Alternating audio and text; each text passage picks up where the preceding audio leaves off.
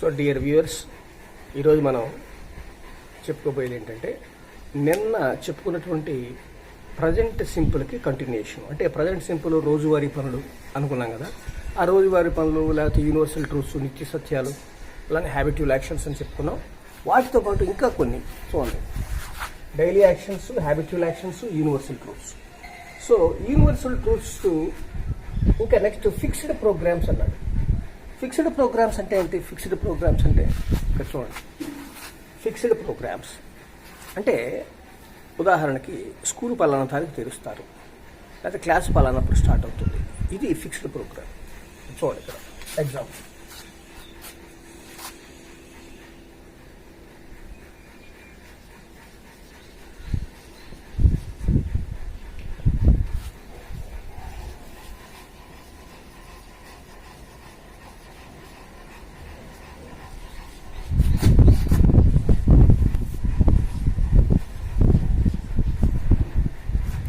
చూడండి ఇక్కడ, our class starts at 9 o'clock. Fixed program. ఇదేంటి? ఫిక్స్డ్ ప్రోగ్రామ్ అంటే మన క్లాసు రేపు 9 స్టార్ట్ అవుతుంది.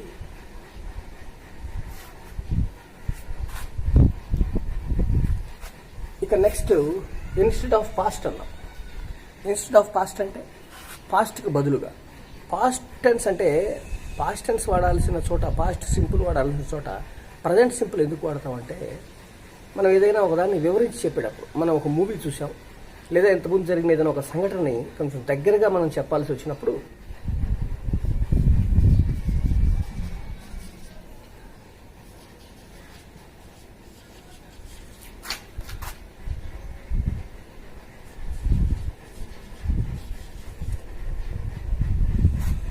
He comes and saves the child.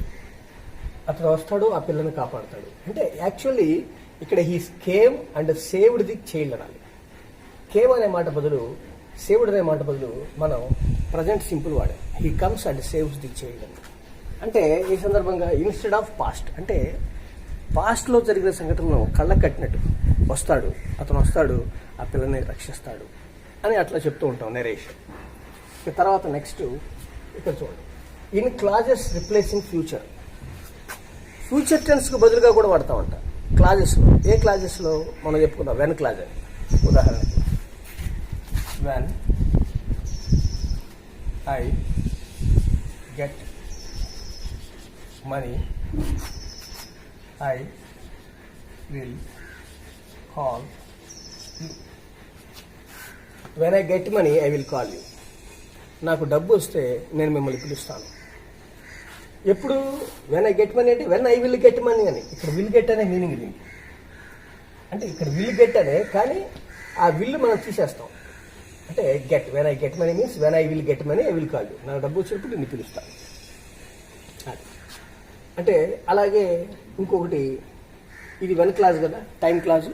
అలానే మన కండిషనల్ క్లాజ్ కూడా. ఉదాహరణకి ఇఫ్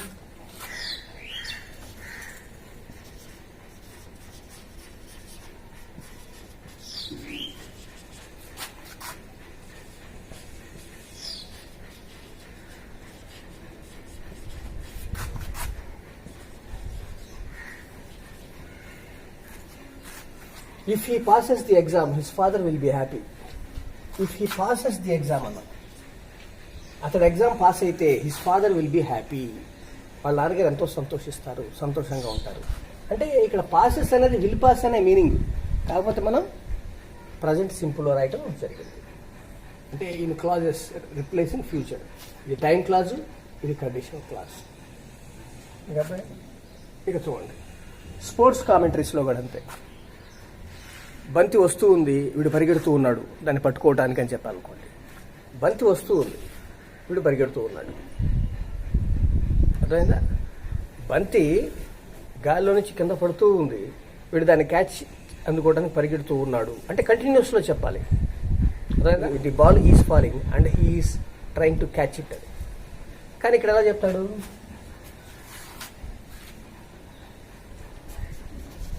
ది బాల్ and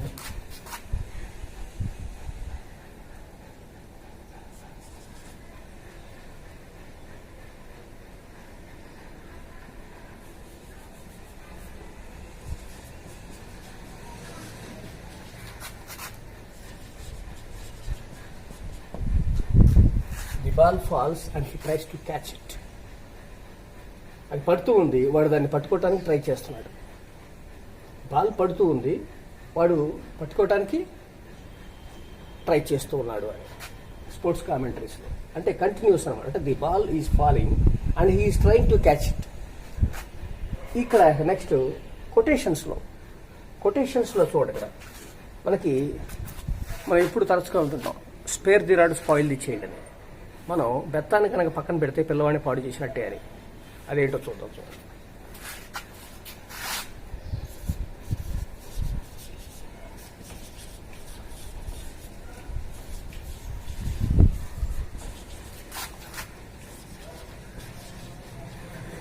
చూడండి,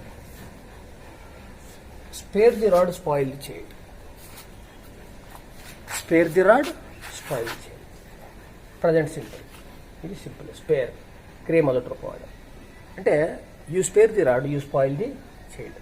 నువ్వు గనక బెత్తాన్ని పక్కన పెడితే, రాడ్ అంటే ఇక్కడ బెత్తం, స్టిక్, పిల్లవాడిని పాడు చేసినట్టే. Spare the rod spoil the child.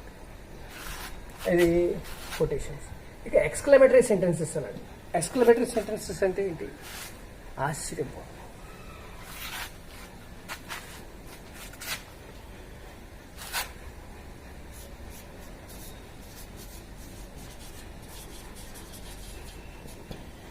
Here she comes.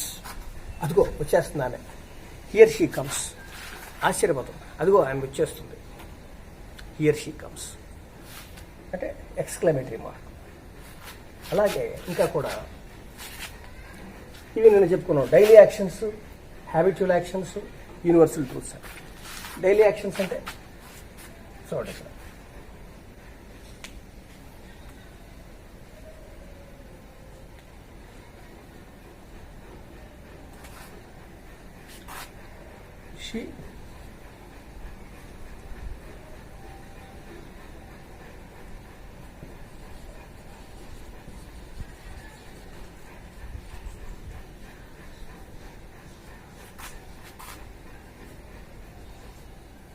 She takes coffee.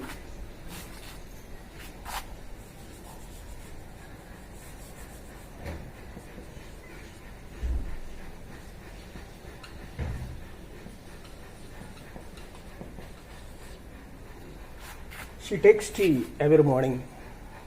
ఆమె టీ తీసుకుంటుంది ప్రతిరోజు, ప్రతి ఉదయం. మరి ఇది డైలీ యాక్షన్. అలానే హ్యాబిచువల్ యాక్షన్, అలవాటుగా చేసే పని. ఏంటి అలవాటుగా చేసే పని?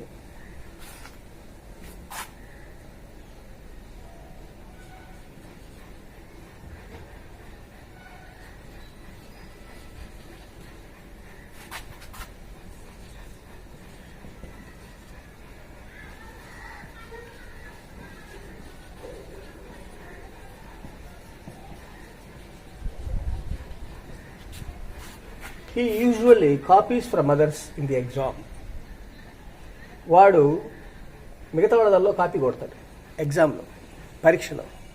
అది అలవాటుగా చేసేది హ్యాబిట్యువల్ యాక్షన్. వాడు అలవాటు. అది ఎగ్జామ్ వచ్చిందంటే చాలు, వాడు పక్కవాడిదల్లో చూసి కాపీ కొడతాడు. ఇక next universal truths. Universal truths అంటే చెప్తాను. Sun rises in the east అని, earth revolves around the sun అని, ఇలాంటివి.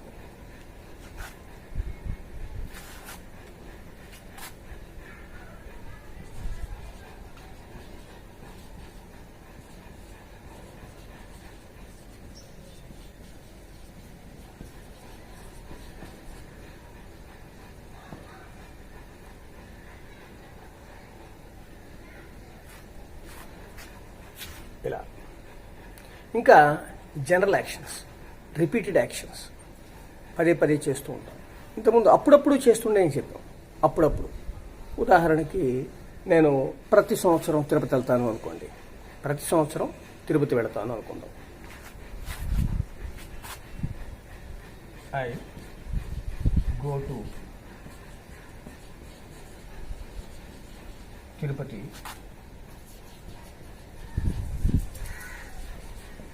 Every year. నేను ప్రతి సంవత్సరం తిరుపతి వెళతారు. అలా ఇట్లా రకరకాల ఎగ్జాంపుల్స్. ఫార్ములాస్ మనం చెప్పుకున్నాం కదా, ఏంటిది? ఐ, వి, యు, దే వస్తే V1 అంటే you plus V1, he, she, it,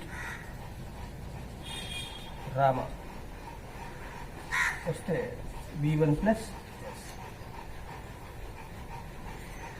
అంటే డస్ ప్లస్. ఇది ఫార్ములా, నేను ఆల్రెడీ చెప్పుకున్నాం. సో డియర్ ఫ్రెండ్స్, మీకు అర్థమైంది అనుకుంటాను. దీన్ని పదే పదే చూడండి, 1కి 2 సార్లు చూడండి, వీడియో చివరి వరకు చూడండి. ఏదైనా డౌట్స్ ఉంటే మళ్ళీ ఇంకొకసారి చూడండి. మీకు నచ్చితే లైక్ చేయండి, షేర్ చేయండి.